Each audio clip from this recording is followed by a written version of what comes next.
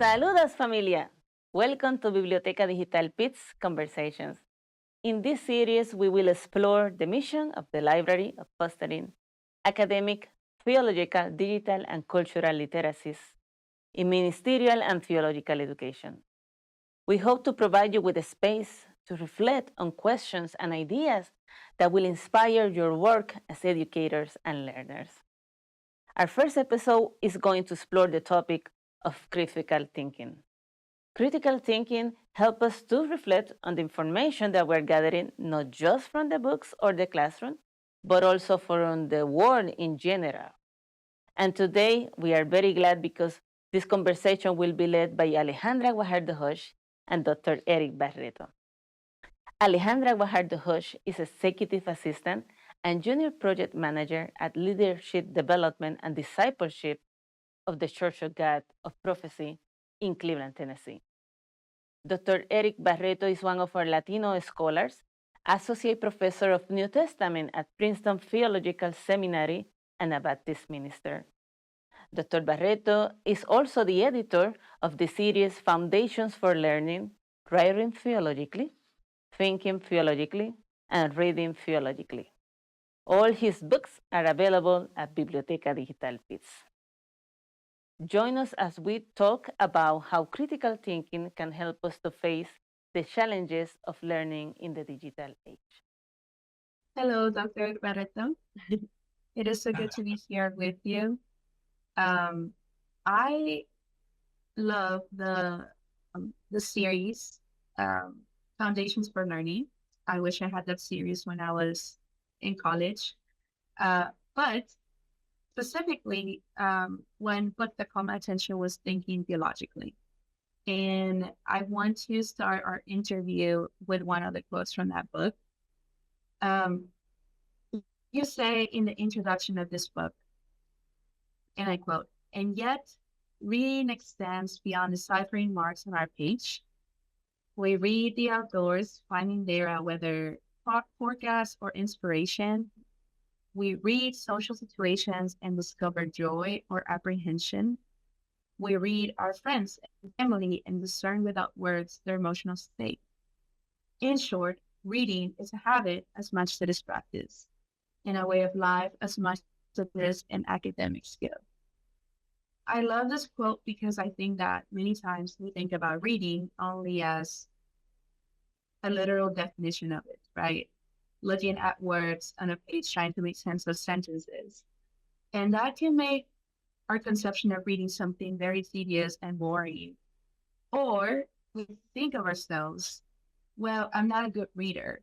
Mm-hmm. And I love this quote because we actually are good readers. We read every day, we read at all times. And so I think that this kind of informs that we're actually already doing some of that. Mm-hmm. Can you define for us critical thinking, especially as it connects to reading? Can you elaborate a little bit more?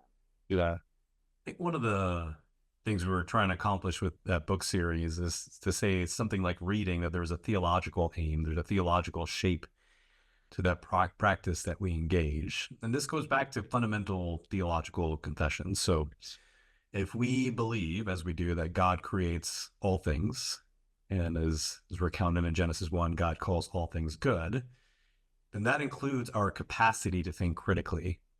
And that means that thinking critically, reading, all the kinds of reading that we do, is a divine gift, and a reflection of the image of God.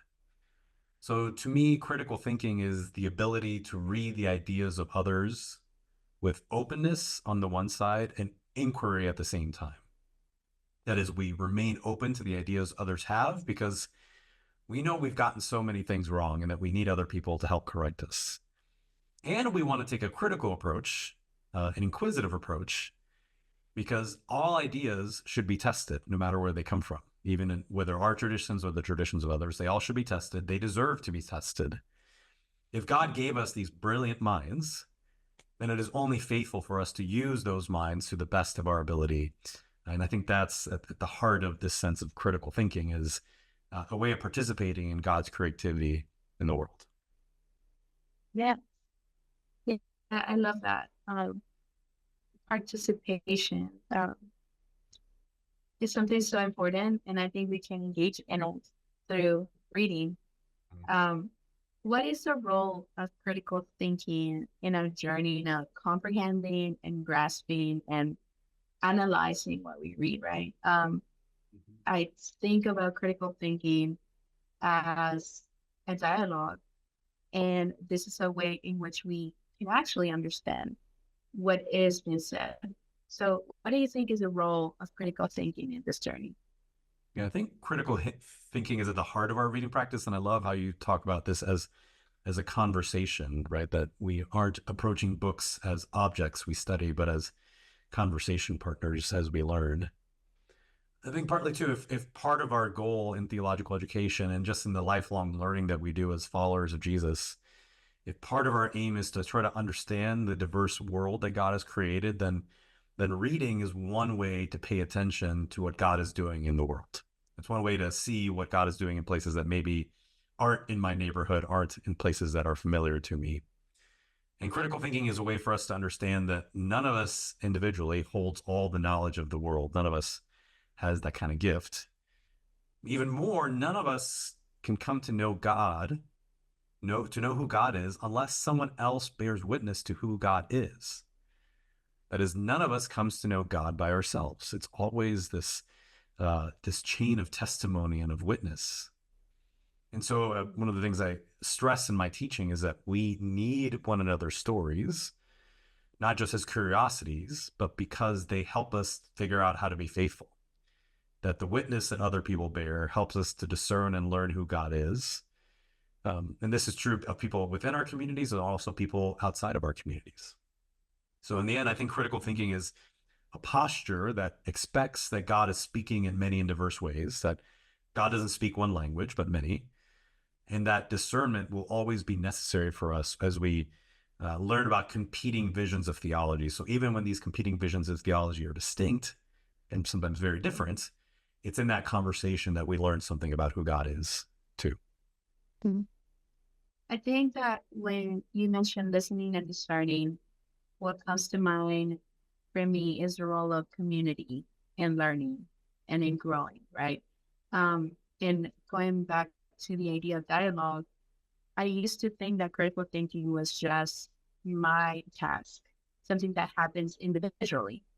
And to a degree, I'm involved in the process, but going back to the idea of dialogue, critical thinking is not only imposing my ideas on the text or my preconceived notions of what I think is right, what I think is wrong, what I think the way that the world should be, right?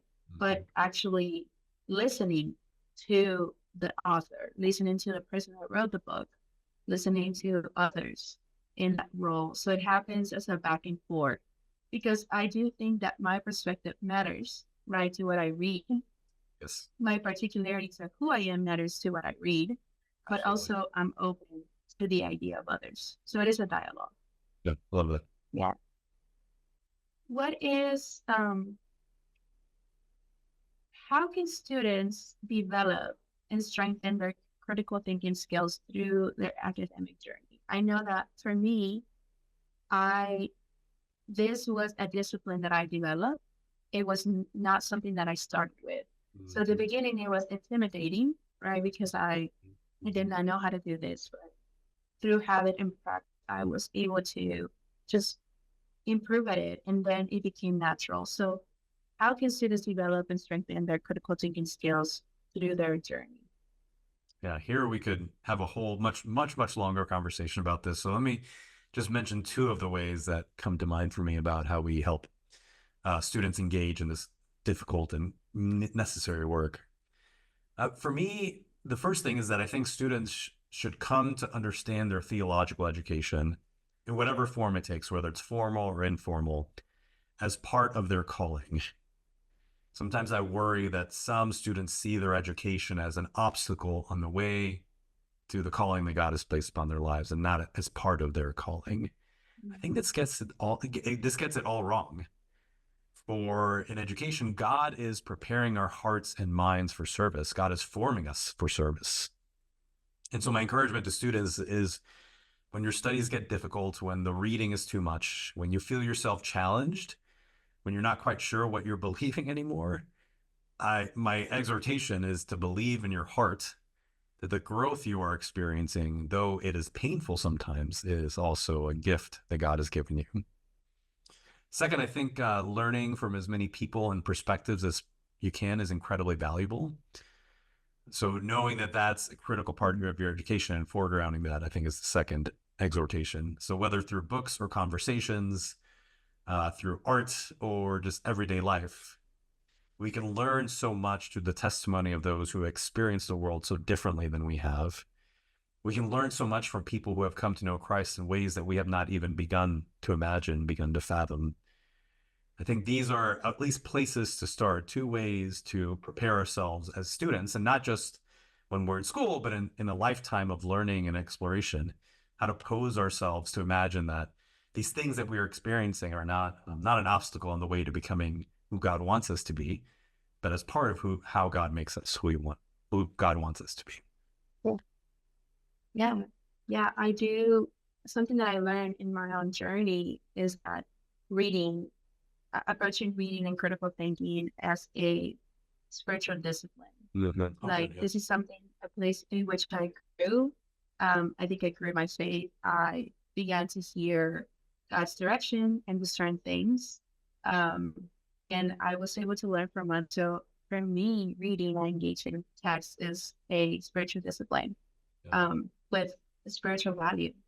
I love that idea. And I think thinking of reading and learning not as identical to worship or prayer, those are distinctive practices, but as that there are commonalities in the ways that we can engage in them spiritually, not just intellectually, because we're looking to hear God's voice. We're looking to help us discern a complicated world. So I love this idea of thinking about our reading as a spiritual practice.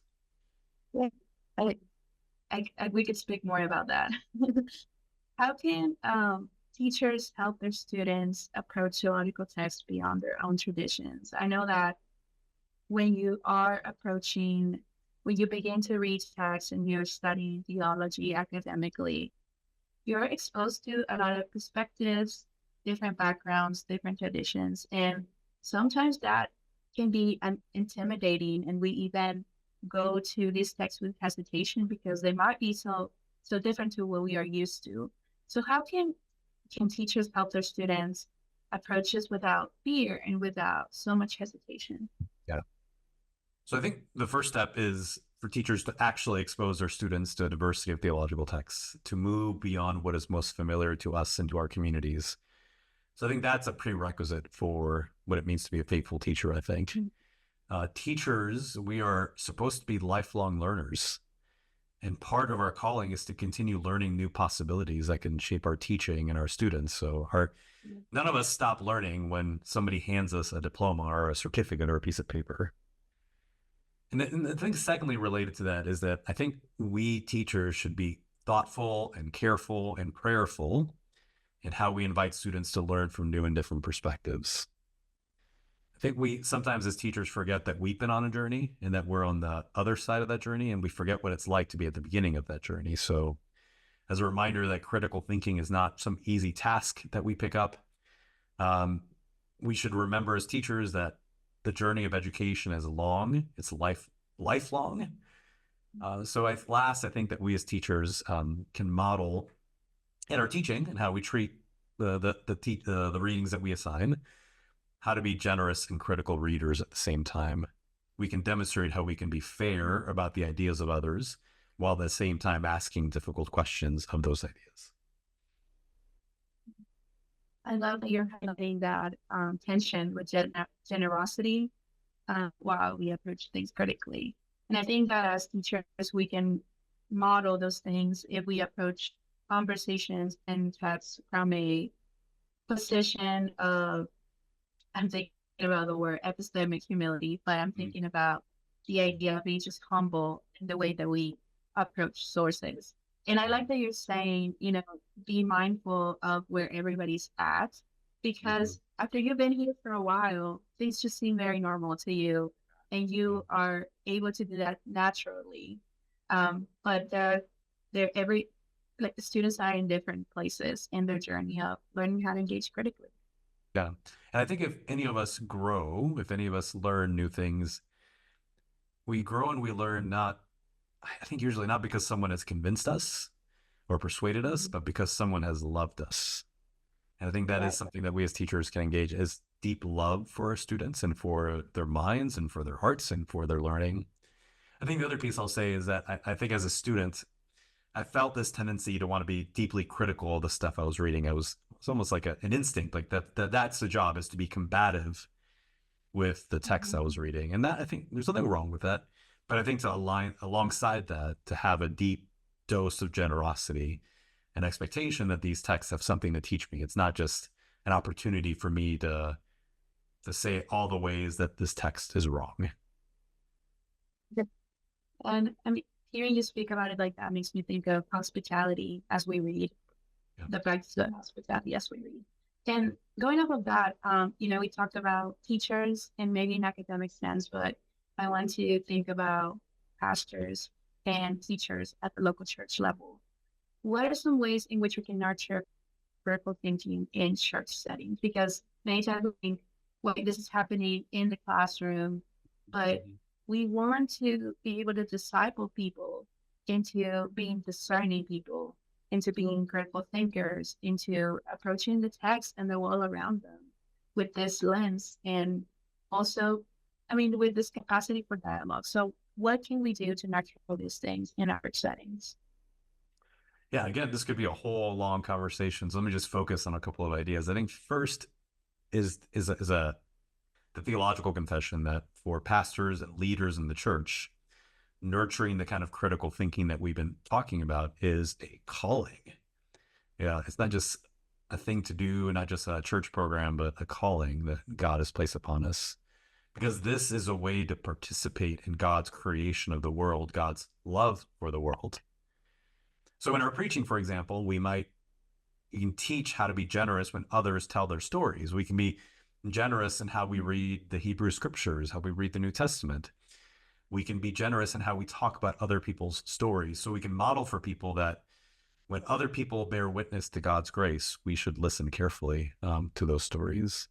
And in our teaching, the teaching that we do in churches, we can lift up the many and diverse ways Christians have tried to come to know God throughout history and today as well. To know that from the very earliest moments of the church to today, it's not been one set of voices, one set of ideas, but many and diverse ways that people have come to try to understand who God is. And that again, is a gift that we can enjoy and learn from one another. I think the key here, at the heart of this, is that part of our job as pastors and leaders in the church is to help nurture a community where questions are a gift. Not where questions are dismissed, but they are a gift. Where curiosity about others is our character. It's part of who we are. And where generosity is a way of life. In our hospitality, in the ways that we read, in the ways that we preach, in the ways that we teach, that generosity is not a nice thing that we do, but at the heart of who we are. I love this idea of generosity. I love the idea of questions as a gift. I think that many times see questions as a threat or the opposite of a gift. We don't really want to welcome them into our conversations, but they can lead us to very deep spiritual places if we allow that, especially if we are able to foster them in community. Dr. Barreto, it's so good to talk to you. I wish we could talk for much longer about these things, and I know that they'll benefit so much our listeners and so much our viewers. But I think that something that I take from this conversation is to be able to approach critical thinking from this spiritual place, right? This place of dialogue, this place of generosity, this place of hospitality, and not be afraid of it. And just to be reminded that it happens in community, that it doesn't only happen in community, but it also places us in community. I think it places us in the broader tradition sense of our universal church, but it also helps us just grow and be formed and shaped, but also by others, and more than anything by God. Yeah. That's a great summary, Alejandra. Thanks so much. Yeah, good to talk to you. Thank you, everyone. Biblioteca Digital Pitts es un proyecto colaborativo entre Pitts Theology Library y la Asociación para la Educación Teológica Hispana. Será hasta la próxima. Bendiciones.